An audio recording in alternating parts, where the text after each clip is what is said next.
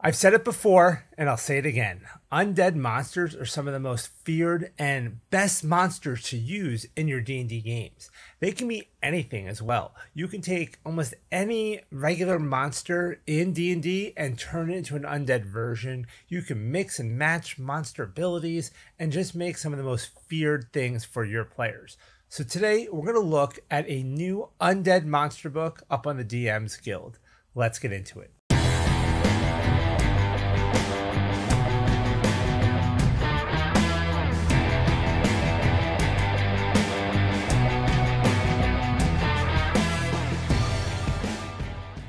Hello everybody, I'm Joe and this is the DM Toolbox, your go-to place to get all the tools you need to enhance your D&D games.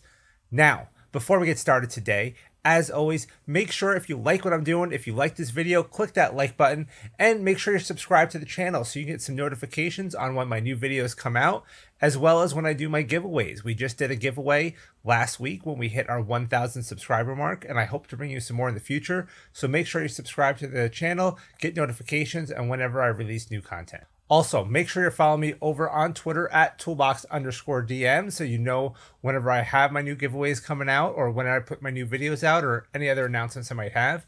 And make sure you're checking out my TikTok at DM Toolbox where I put out some great short videos of content there as well. Okay, let's get into the main topic of the day, Undead Monsters. Now, I do love the DMsGuild. There's some great content up on there. And the guys over at Sign of the Dragon, which I've covered one of their books in the past, which was So You Walk Into a Tavern, they put out some great small books filled with just useful stuff for your table. So they just released this monster book. Now, if you're unfamiliar with Sign of the Dragon, they have put out a lot of great content over time. They have, like I said, done the So You Walk Into a Tavern, but they did one of my other favorite books of theirs is Astaroth's Guide to Lichdom. They've got a couple magic item books titled Vault of Magic and Vault of Magic 2. They have done some cool stuff with hags. They did a book that was like Candlekeep's Tome of Books, so it's like a library of books you might find in Candlekeep. But they have a lot of really cool books, and I definitely suggest you check out their stuff on DMsGuild. I have a link in the description to this video where you can find their Undead Monsters book that we're covering today. And, you know, when you scroll to the bottom of the page, you can see all of their other books as well. So they have some great stuff, definitely worth checking out. But let's talk about some Undead Monsters today. Okay, so here it is, Undead Monsters. This is their new book, and granted, they could have probably come up with a little bit more creative name for an Undead Monster book other than Undead Monsters, but the content is what counts. And the first thing you'll notice here as I'm just going through is some decent artwork in here. Now, this book is not huge. It's 28 pages, consisting of 21 new Undead Monsters, and some of them are just kind of new takes on old monsters or variations on monsters, but we'll take a look at a couple of the ones I liked. So the Baneguard here was one that I kind of was looking at because it is a lower CR. We're just looking at a challenge rating 1, but we do get some nice flavor text here.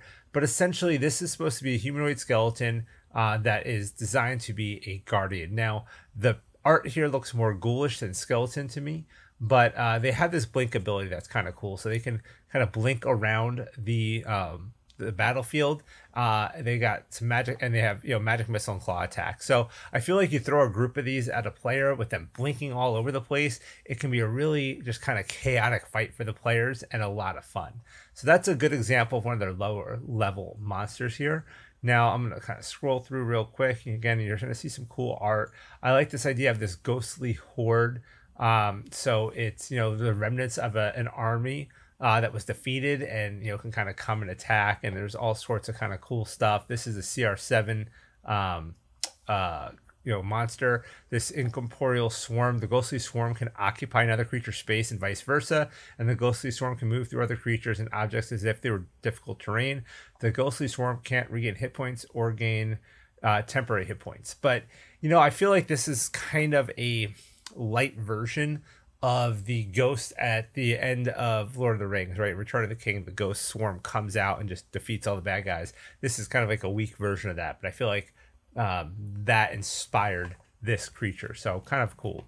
a giant undead. Again, now, this is something we can do. As I mentioned in my intro, we can always take a monster, any monster, and turn it into an undead. And that's kind of what they did here. They took a giant and they turned it into an undead, and it's pretty cool. But I'm going to skip towards the end because there's a monster, a couple monsters here I really like, which was the Zombie Lord, which is basically, it looks like a normal zombie. The players might not even know it's unique, but it has the ability to kind of rally and control the other zombies of a horde. So if you want to do this whole zombie horde type thing, this could be really cool.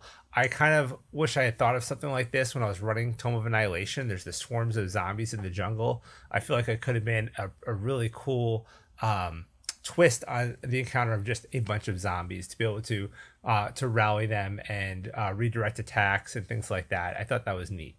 But the reason I wanted to show you this one was because what I think is kind of their crown jewel monster in this is the many-eyed zombie, which was you can see here, it's like you kind of see the zombie with these floating eyes, and it's basically a cross between a beholder and a zombie. It's got these 4 eye rays, and it's got, you know, some really cool attacks and stuff like that.